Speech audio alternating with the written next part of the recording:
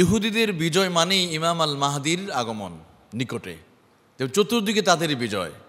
তারা চাইলে যে কোনো সময় একটা রাষ্ট্রকে ধূলিসাৎ করে দিতে পারছে, কারণ গোটা পৃথিবীটা সমস্ত সুপার পাওয়ারগুলো তার পাশে আছে, কারণ তারা ঐক্যবদ্ধ থাকবে।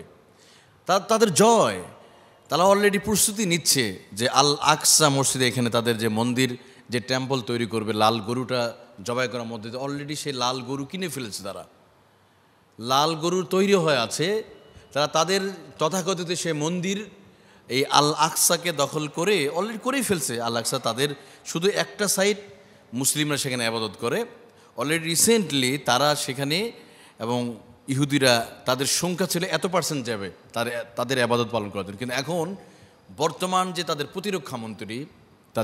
প্রতিরক্ষা মন্ত্রী এই সংখ্যাটা আরও বাড়িয়েছে। অর্থাৎ এভাবে হঠাৎ করে একদিন শুনবেন যে পুরো আল আকসা মসজিদ যতটুকু মুসলিমরা আবাদত করতে সেটাও তাদেরকে বন্ধ করে দিবে, এবং সেখানে একটা লাল গরু জবাই করার মধ্য দিয়ে তারা উৎসব পালন করবে সেখানে একটা, এবং তাদের যে টেম্পল তাদের পবিত্র মন্দির হিসেবে ঘোষণা করবে। এটা কখন করবে?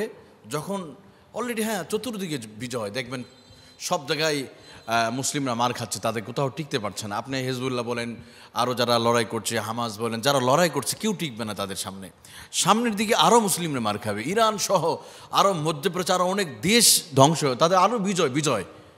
ঠিক এমন সময় মনে করবেন যে ইমাম আল মাহদি আগমন নিকটেই। ঠিক এমন সময় তিনি পৃথিবীতে আসবেন যখন তাদের জয়কার, তারা ঐক্যবদ্ধ হয়ে তারা একটা প্লেটে খাবার রেখে, যেমন একজনকে আহ্বান করে না, যে খাবার একসাথে দস্তরখানে বিছিয়ে রেখে একজন আহ্বান করে, ঠিক তেমনই তারা মুসলমানদের ক্ষতি করতে তারা ঐক্যবদ্ধ হবে, এক প্ল্যাটফর্মে চলে আসবে।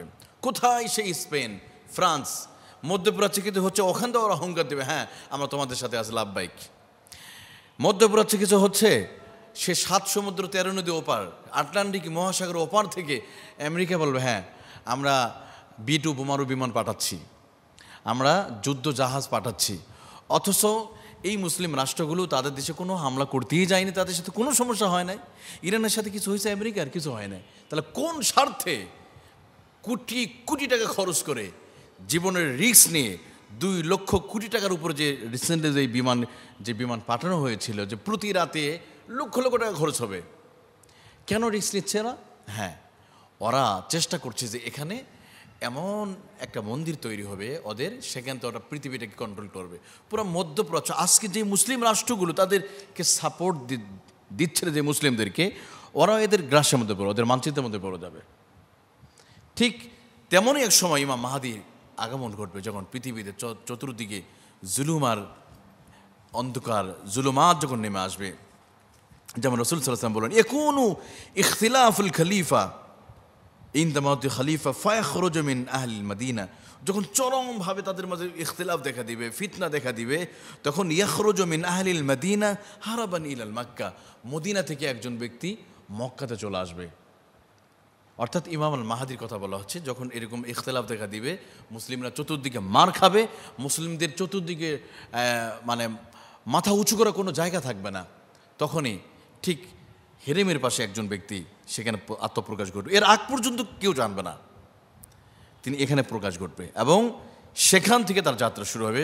এবং প্রথমে অনেক মুসলমান তার কিন্তু বিরোধিতা করবে, অনেক মুসলমান তাকে চিনতে পারবে না ইমাম আল মাহদিকে। এই জন্য ইমাম মাহদির সম্পর্কে আমাদের চর্চা আগেতে হওয়া উচিত, ওনার সম্পর্কে জানতে হবে, কারণ আমাদের যে দুর্বল ইমান, আমরা ওনাকে এখনই হক বাতিল ইমান চিনতে পারে না। আমাদের যদি বলা হয় হক বাতিলকে, আমরা কোটি মুসলমান বাতিলকে আমরা সংগ্রহ করি, যারা আল্লাহর আইনকে অমান্য করে, যারা ক্ষমতায় গিয়ে আল্লাহর আইনকে কেটে ছাটকাট করে ফেলে, এদের সাথে মুসলমানদের সম্পর্ক আছে। তাহলে হকটাকে অনেক মানুষ চিনতে পারবে না। তো ইমাম আল মাহদি এসে তিনি কি করবেন? ইয়ামলাউল আরদ কাসলান ওয়া আদলান কামা মুলিয়া জুলুমান, তিনি এসে ইনসাফ প্রতিষ্ঠা করবে, আদল করবেন, এবং চতুর্দিকে জুলুমাত আর অন্ধকার চেয়ে পড়বে, এমন জুলুমাত যা পৃথিবী কখনো যেটা দেখে নাই।